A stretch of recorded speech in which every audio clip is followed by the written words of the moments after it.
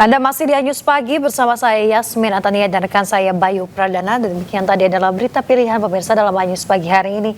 Kini kita ke informasi berikutnya dari mancanegara. Kebakaran melanda sebuah hotel mewah bintang 5 di area pegunungan Alpen, Prancis. Api yang tidak terkendali membuat ratusan tamu dan staf hotel dievakuasi.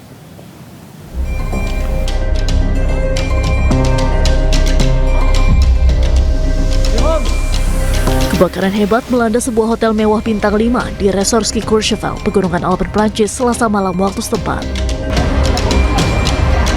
Api dilaporkan berasal dari bagian loteng bangunan dengan asap tebal yang terus membumbung. Otoritas setempat menyatakan sekitar 300 orang yang terdiri dari tamu dan staf hotel telah dievakuasi.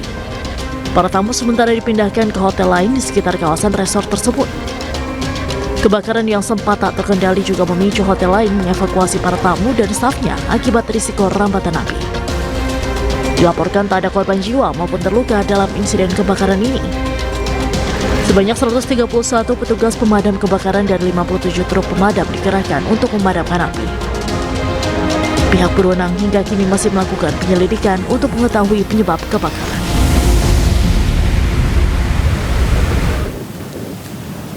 Pemukim Israel membakar sejumlah rumah warga Palestina di timur laut Yerusalem. Pembakaran tersebut menambah daftar panjang kekerasan yang dilakukan oleh pemukim Israel terhadap warga Palestina.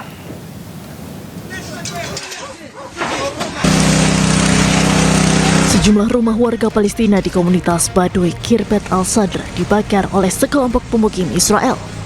Insiden pembakaran tersebut terjadi di dekat kota Michmas, timur laut Yerusalem. Api melahap sejumlah bangunan tempat tinggal dan memaksa warga menyelamatkan diri serta meninggalkan harta benda mereka. Situasi di sekitar lokasi pun dilaporkan masih tegang, sementara warga setempat khawatir akan terulangnya serangan serupa. Insiden pembakaran tersebut menambah daftar panjang kekerasan yang melibatkan pemukim Israel terhadap warga Palestina di wilayah pendudukan. Hal ini menunjukkan situasi keamanan bagi warga Palestina yang masih buruk.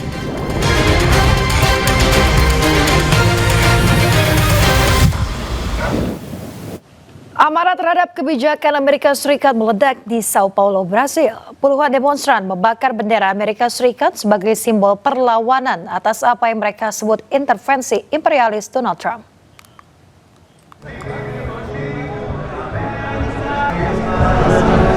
Puluhan demonstran berkumpul di depan teater kota Sao Paulo untuk membela kedaulatan Venezuela dan menentang kebijakan imperialis Donald Trump.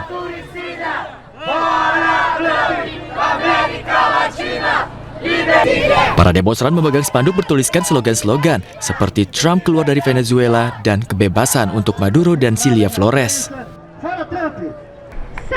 Mereka menyerukan dukungan untuk perjuangan melawan ICE, Trump, dan imperialisme, dan menolak keras aksi yang dilakukan Trump yang dinilai sebagai intervensi yang bertujuan menjajah. Bahkan mereka membakar bendera Amerika Serikat yang bergambar potret Trump. Sementara itu, seorang peserta yang berpakaian seperti Presiden Amerika Serikat terlihat di dalam tong minyak yang dicat dengan bendera Venezuela. Para demonstran juga menyatakan bahwa protes akan berlanjut hingga rakyat Venezuela merdeka dan dapat mengelola sumber daya mereka sendiri serta memerintah negara mereka sendiri.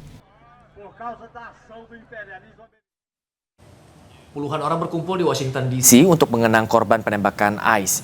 Selain sebagai penghormatan kepada mendiang, aksi ini juga menjadi salah satu aksi protes yang dilakukan masyarakat atas penembakan yang terjadi beberapa waktu lalu.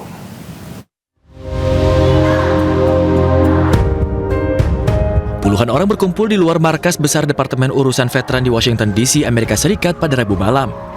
More funding for CBP, no more funding for DHS.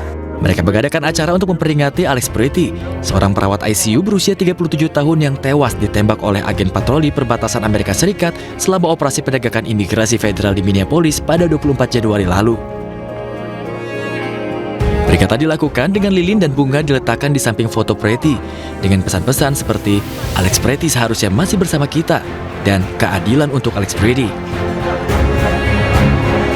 Aksi ini berlangsung di tengah gelombang aksi unjuk rasa dan demonstrasi nasional yang dipicu oleh dua penembakan fatal baru-baru ini yang melibatkan agen imigrasi federal di Minneapolis. Selain Pretty, seorang petugas federal lainnya menembak dan membunuh Renee Nicole Good, seorang ibu berusia 37 tahun, selama operasi terpisah di kota yang sama. insiden tersebut telah memicu kritik publik yang hebat dan berbagai protes di seluruh Amerika Serikat.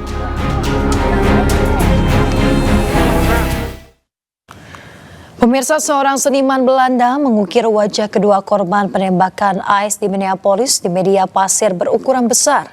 Karya seni ini diciptakan sebagai penghormatan mereka.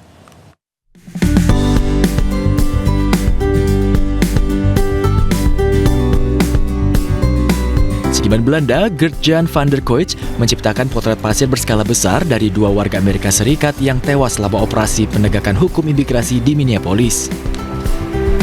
Ini merupakan aksi penghormatan mendiang Rene Nicole Good dan Alex Pretty.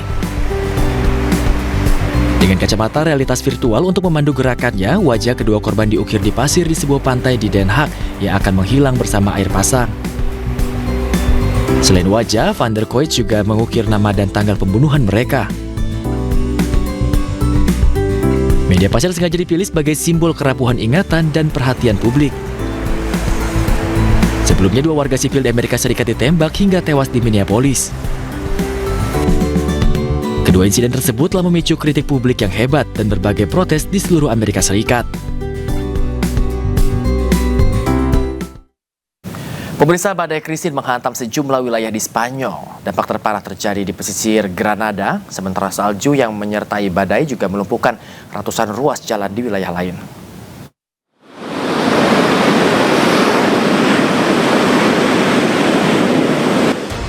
Badai Christine membawa hujan lebat dan angin kencang hingga 100 km per jam di sejumlah wilayah di Spanyol.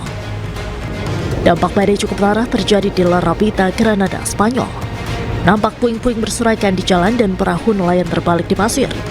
Gelombang besar disertai angin kencang pun terus menghantam garis pantai dan merusak kawasan pejalan kaki serta mengikis hampir seluruh pantai. Warga setempat menyebut badai menyeret perahu dan menghancurkan fasilitas di tepi laut. Sementara itu di wilayah Andalusia sekitar 170.000 pelanggan dilaporkan kehilangan aliran listrik.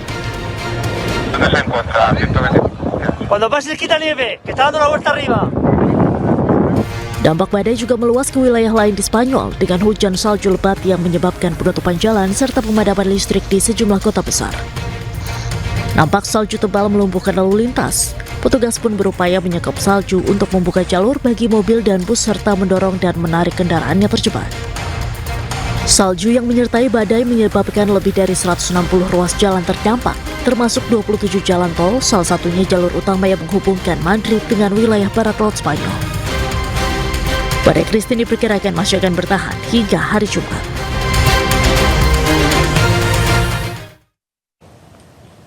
Pemirsa, upaya untuk membersihkan salju dilakukan di sejumlah ruas jalan di Moskow. Tumpukan-tumpukan salju pun terlihat di berbagai titik kota di Rusia tersebut.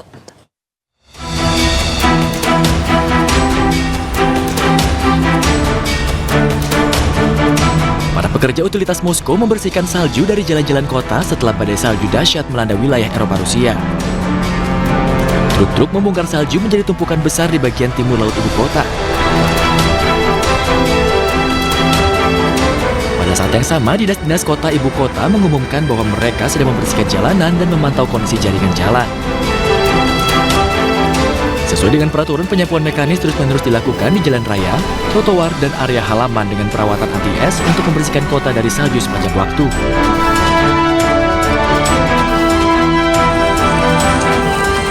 Menurut Pusat Hidrometeorologi Rusia, salju lebat diperkirakan akan turun di Moskow sepanjang hari pada akhir Januari. Menurut perkiraan, curah hujan akan berangsur-angsur berhenti dan suhu akan turun hingga minus 16 derajat Celcius.